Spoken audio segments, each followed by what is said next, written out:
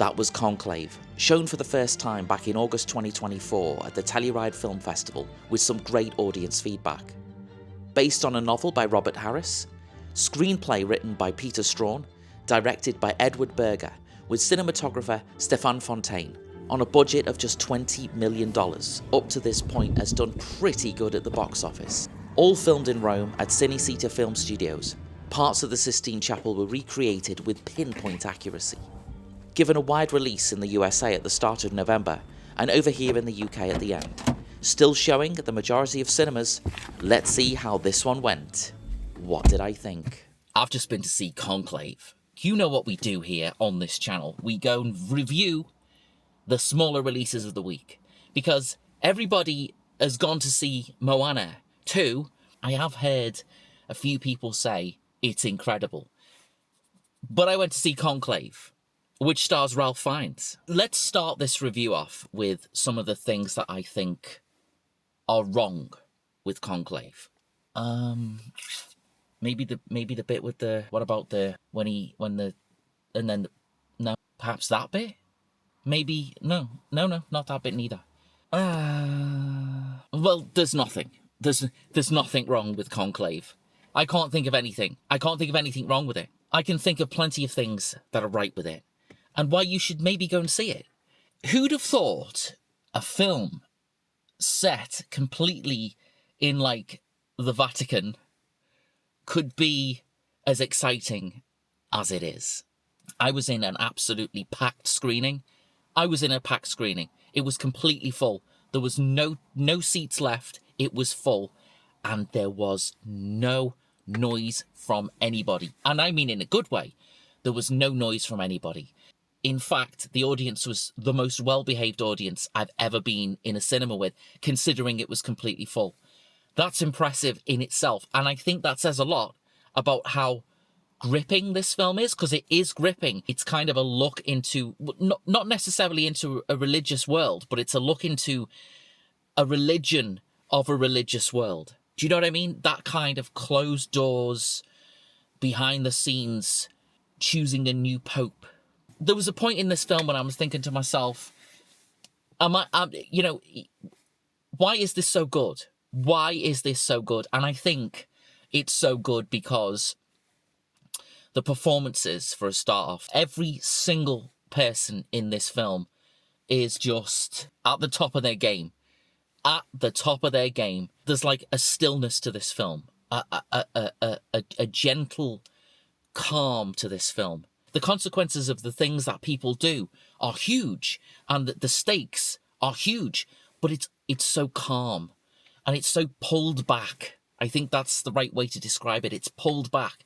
But that doesn't mean that it's not dramatic, because it's dramatic. It's got this pulse. I think it's got a pulse that goes all the way through it. And that's because of the score. The sound is very sparse and very quiet and very measured. And the score is kind of completely at odds with that. It's a thudding score. And it really balances everything out perfectly. It creates tension, but it also alleviates tension. The score is one of the things that I noticed about this the most. Also, the framing of shots in this.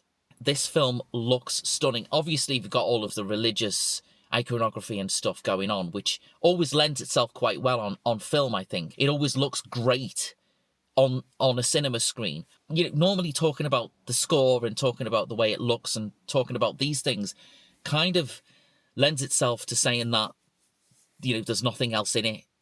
It's just about that. The lights are going off in the car park because nobody's moved. It's kind of weird, but the one above us is on still, so I don't know why that is. But anyway, talking about all of that stuff does not mean that it doesn't have a gripping story.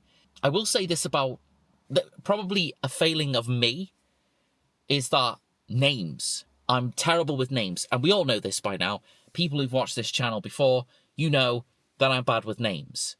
So knowing who's who because they've all got, back in the day when films just starred Sylvester Stallone, Arnold Schwarzenegger, Bruce Willis, people like that, it was easy, wasn't it? You could recognize who they were And it was just mostly them in it, and maybe a woman. And yes, what I've just said is quite relevant to this film. And you know what? No spoilers, but it's building up to something. This whole entire thing, this whole entire movie is building up to something. And oh my God, from a story perspective and from a, what the religion represents perspective, shit, wow. I mean, wow. Pay attention to this film. Let it sort of wash over you, because I felt that way. I felt that way watching it. It came at me like a wave. It started and I was like, okay, I'm not sure about this. And then Ralph Fiennes comes on and you're like, well, okay, fine. I mean, there he is. He's there. He's amazing. Absolutely fantastic. And then the story kind of unfolds. You absolutely get swept up in it. There's no other choice. On one hand, it's about choosing a new pope. And on the other hand, it's about the political stuff that goes on in the background. I mean, think about Gladiator, think about Megalopolis, think about the politics involved in all of that. Well, this has kind of got the same thing, except this time we're in the Vatican. We've got the politics of religion. We've got the politics of who's going to represent what if they become pope. Let's have a little bit of a talk about it whilst we're on our way home, because there is a few more things to say about it, and I think it's probably going to revolve around the performances. So let's get out of this car park, and let's get on the way home. It's time. Right then. So, let's get out of here. Oh, not this again. Yeah, we've had this before, haven't we? The other thing, I've not been to this cinema for quite a while, and this is one of my favourite cinemas, I think. Certainly around here, it's one of my favourite cinemas. It's just so comfortable, and the screens are all huge in here. It's a great cinema. So I'm glad I came back, and I'm glad I'm here, and I'm glad I saw Conclave in this place. It's Tuesday night, and for some reason, the cinema was absolutely rammed full of people. Not just the screening I was in of Conclave, but all of the other screens. There was so many people buzzing around. Why Tuesday? Why this day? I don't know. Maybe this place is like that every night. I don't know. We're nearly at the end of 2024. And I think that 2024 has been an amazing year for films. And it just keeps getting better. Because you go and see this, and you just go, well, this is the only other release out this week. Moana 2 is absolutely wiping the floor with the box office. And I'm going to go and see that tomorrow, so I don't know whether it's going to be any good or not. But I'm going to assume that it is. Moana number 1 is quite amazing. But it doesn't matter, because today we've been to see Conclave, and I mean, it's just so good. It's just so good. If you're going to pick somebody to do this, it's almost like Ralph Fiennes was born to do this role or something. Maybe in a past life he was a Catholic priest, because he absolutely is his character. He's his character. I'm sorry. I know he's an actor and a human being who does things, this and that and the other, but he is this character. And the character's name, well, let me pull over and we'll figure that out in a second. There's some notable people in this film, and all of them are firing on all cylinders.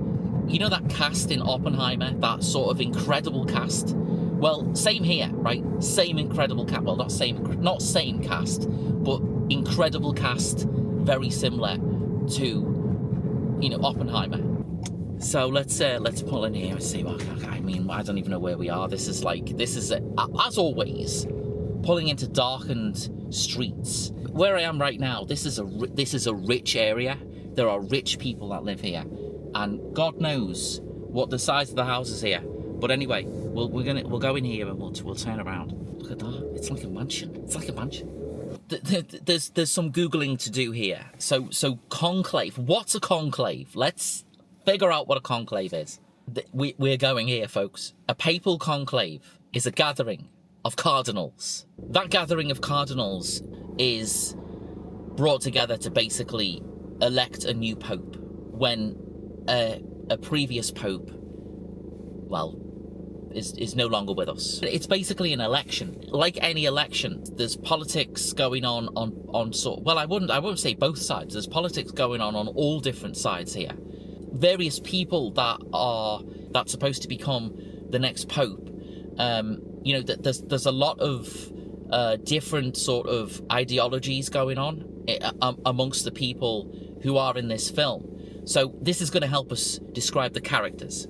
So Ralph Fiennes is the cardinal, essentially. So he's the head speaker of the house, if you will. He sort of is coordinating everything. He's coordinating the votes. He's wrangling the people, candidates, all of that kind of thing. Even though he's still allowed to be a part of the voting process, and he's still allowed to potentially become the next pope, right? People are allowed to vote for him. They're allowed to vote for anyone that's in the conclave itself. The dean of the College of Cardinals is what he is. He's your main man, basically. I mean, we've got Stanley Tucci, who rarely ever puts a foot wrong in anything that he's in. Amazing in this. He's the liberal contender to become pope. All of the arguments that he has, all of the ideologies that he puts forward, that's how you want the Catholic Church to go, if that's the case. Not saying anymore. Jonathan Lithgow, baddie? Goody baddie? Goody baddie? I'll let you decide. The performance that he gives in this film, in movies, particularly in Hollywood movies, you get a sense of who is the bad guy and who is the good guy. It's kind of easy to tell. Whereas in this, for example, Jonathan Lithgow, multi-layered, not really in it that much, not really a main central character with, a big story and that kind of thing behind him, but so much weight behind the performance that he gives, so much weight behind the character that he plays. Sergio Castellitto, most of his acting credits come, from Italian cinema, I guess. Seeing him here in this, wow. And it's not all in English either. It's not all in English. There are some parts of this film that are in Italian. Sergio Castellitto is just, he's amazing. He plays, oh my God, I need to have a run at this. Goffredo Cardinal Tedesco. He plays Goffredo Cardinal Tedesco. That's who he plays. Congratulations, me, for saying, well done, me. He's a far-right Italian traditionalist is how it's described. Some of the stuff that he says is quite outrageous, and you just think, oh my God, you know what I mean? He's one of the guys who is up for being pope. And we've got, I suppose, finally to mention out of the potential popes, Lucian Samati. Again, thank you. Well done, me, for pronouncing that.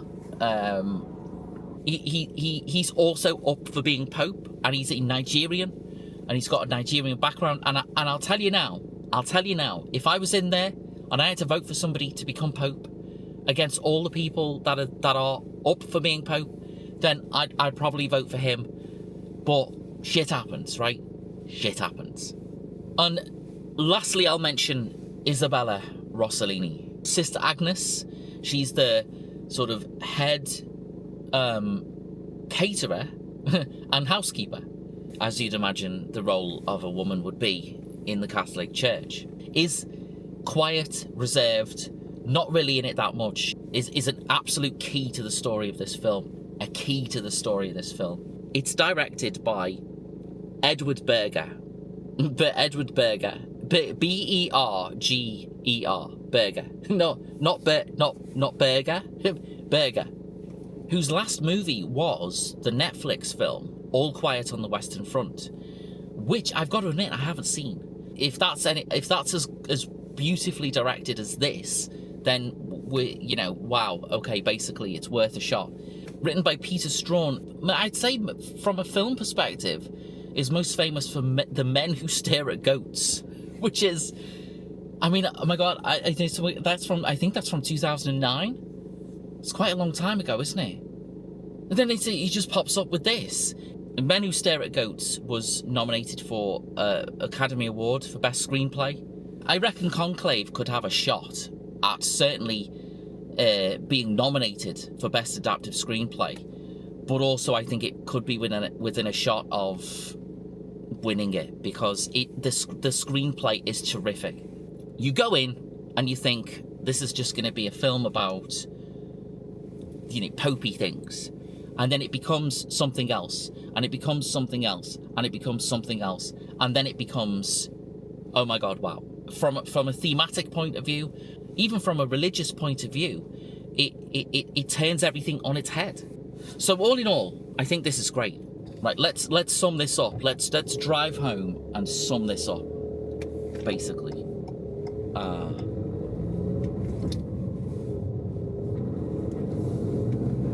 Okay, so Conclave, right? Conclave was a surprise to me. It's a film that I wasn't expecting to love as much as I did. It's a film that had me gripped. It had me gripped from beginning to end. Absolutely did. This is one of those things where you think, well, do I really need to see this on the big screen? Is this a kind of cinema film? Well, yes, it is. It absolutely is. You know, all films are made to be shown on the big screen, of course, but, you know, just the cinematography, the way this looks, the way this feels is just for the big screen. So I think the way to sum this up is to basically say that it's a masterclass in restraint. And that's what this is. This film is a lesson in how to create drama, tension, and a gripping story, whilst also doing the whole thing really quietly. This is the Film Podcast channel. That was my review of Conclave. And like, subscribe, comment, let me know how you're doing. Let me know if you've seen this, what you think of it. Let me know if you're going to go and see it. Whatever. Just thank you for watching. Have a great Tuesday, because that's what day it is today. And I'll see you again.